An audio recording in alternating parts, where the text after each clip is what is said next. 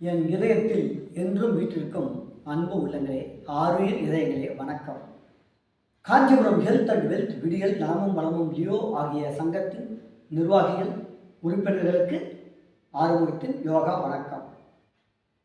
நம்முடைய சங்கம் ஒரு புத்துணர்ச்சியோடு, புது மிடுக்கோடு, புத்தாக்கத்தோடு இந்த வருடம் முதல் செயல்பட ஆரம்பித்திருப்பது நீங்கள் அனைவரும் அறிந்த ஒன்றே ஆகும். ஆனால் நீங்கள் அனைவரும் இதில் இணைந்து செயல்பட இயலாத சூழ்நிலையா, முடியாத சூழ்நிலையா எனக்கு தெரியவில்லை. ஏனென்றால் நீங்கள் அனைவரும் வரவில்லையே, இணைந்து செயல்படவில்லையே என்ற ஆதங்கத்தில் தான் இந்த ஆரம்பம் இந்த வார்த்தைகளை சொல்கிறேன். சென்ற வருடம் வரை ஒரு 2 அல்லது 3 வருட காலம் வரை உழைப்பிலே என்னுடன் முழுமையாக பங்கெடுத்தார் சத்யபிரியா அவர்கள். நாங்கள் இருவரும் இணைந்து செயலாற்றினோம்.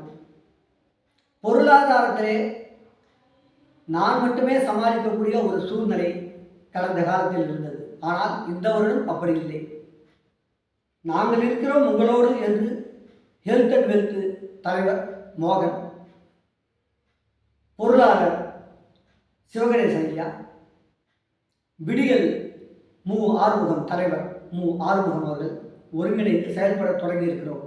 ஆகையால் ஓரளவு சுமை என் மனதிலிருந்து, இதயத்திலிருந்து இறங்கி இருக்கிறது.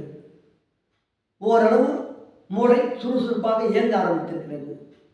இன்னும் ஒருபடி நன்றாக செல்ல வேண்டும் என்றால் இன்னும் என்னுடைய யோசனைகள், ஆலோசனைகள் முழுக்க மனதை ரிலாக்ஸாக வைத்துக்கொண்டு, மனதை இலக்கமாக வைத்துக்கொண்டு இலக்கமாக செயல்பட வேண்டும் என்றால் நீங்கள் அனைவரும் அதற்கு ஒத்துழைக்க வேண்டும்.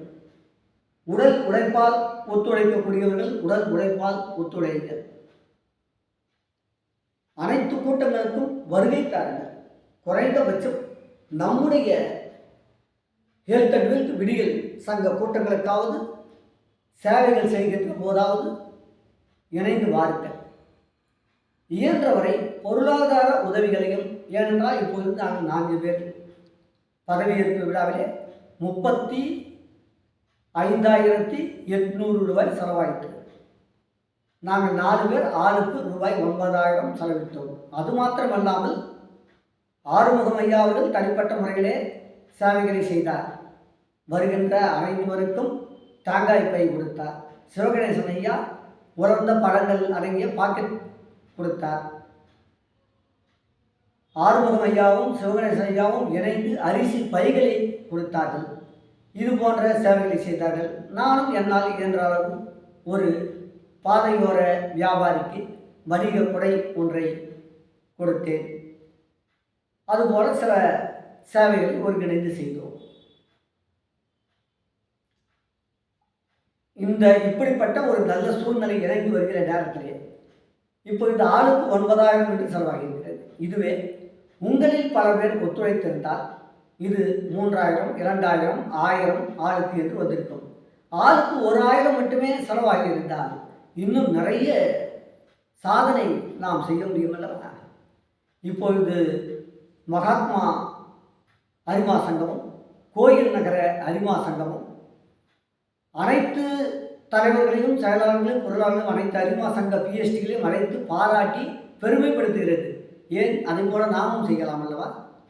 நிறைய சேவைகளை, கண் சிகிச்சை முகாம், நீரிழிவு பரிசோதனை முகாம், அக்குபஞ்சர் மருத்துவ முகாம், ஹோமியோபதி மருத்துவ முகாம், பிசியோதெரபி மருத்துவ முகாம், ஹிப்னாட்டிசம் மருத்துவ முகாம், இது போன்ற மருத்துவ முகாம்கள் ஏராளம். அன்னதானம் தினமும், மரக்கன்றுகள் வைத்தல், மரக்கன்றுகள் கொடுத்தல், இது போன்ற சுற்றுப்புற சூழலுக்கு உதவி செய்யும் வகையிலே இயற்கையோடு இணைந்து செயலாற்றக்கூடிய பலவிதமான சேவைகள்.